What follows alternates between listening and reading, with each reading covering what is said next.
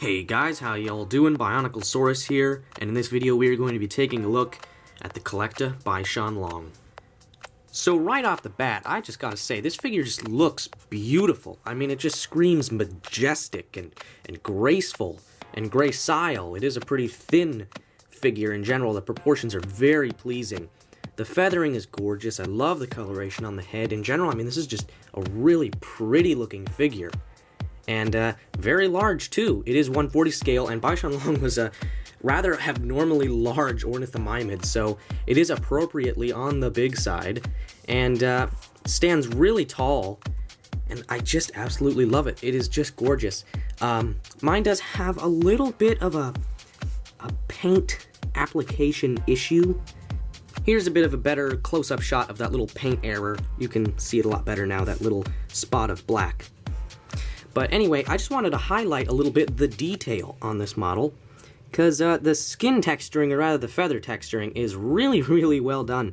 It's kind of a tricky thing, feathers. I mean, they're a hard thing to sculpt, and to sculpt well. But especially the larger feathers on the arms look really, really good, and I love the display feathers on the back of the neck, just behind the head. I think those look absolutely fantastic. One of my favorite parts of this model is the head. The coloration is absolutely beautiful, and just the sculpt and the shape of it just looks great. I love the way they kind of they have this transition from like yellow into orange into a deeper red around the eye. I'd like to talk about the base for a second. Normally I really don't mind that the CollectA bases aren't painted. I think it's fine. They're just something for the dinosaur to stand on. But this particular one actually has little plants sculpted in, not just footprints or little rocks or something, but actual little, like, fern-looking things. And I really like that. I think it's a great little detail. In fact, right here it almost looks like those are just supposed to be, like, maybe dead leaves on the ground. I can't quite tell. I guess it's another plant. But anyway, it'd be really nice to see those at least painted. I mean, in the original stock photo that we had released of this figure, it looked like the base was going to be painted, kind of a dark brown, if I remember correctly, and the plants were actually painted and stuff. Maybe I'm thinking of something else, but I swear we saw that, and it's not uncommon for the final figure to not be painted as well as the one in the stock photo.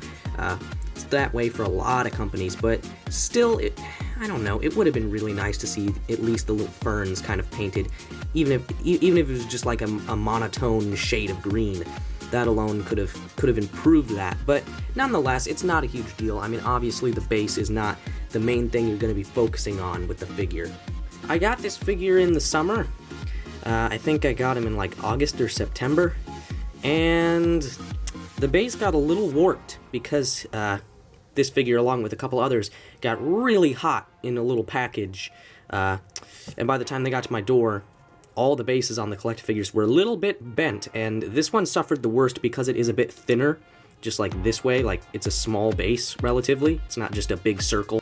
But he does stand fine. He's a little wobbly, but that's not really CollectA's fault anyway. It's the weather's fault.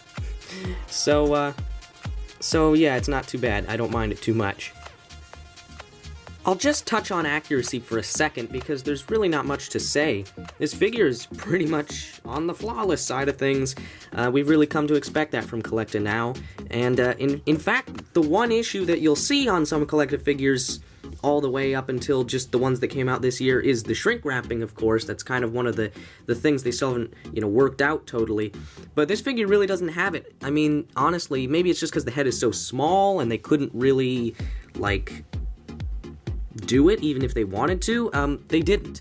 And so whether that was intentional or not, or again whether that's just due to the size of the little head, I mean, either way, it's not shrink wrapped, and in general the proportions on this model are actually completely fine, and that's awesome. Again, this figure's accuracy, it's pretty much flawless, so good job on that, CollectA. So I gotta say, one of the things that I wasn't expecting to like about this figure a whole lot, but now that I have it in person I really do, is the colors. I feel like this and the new Lithrinax are both great examples of simple, even dull colors looking really nice.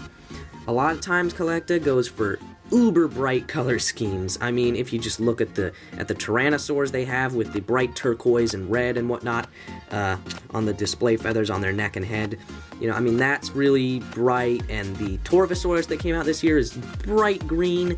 This figure, though, it's just gray and black and a little bit of white. And the way that they've separated the colors and the patterns that they've chose look really nice. It's just really aesthetically pleasing. Having simple colors on the body also really helps to make the bright coloration on the head just pop and stand out. It's a really great contrast. So, my overall rating for this figure is an A+. This figure is beautiful and accurate. The sculpting and the colors and the detail is all so well done.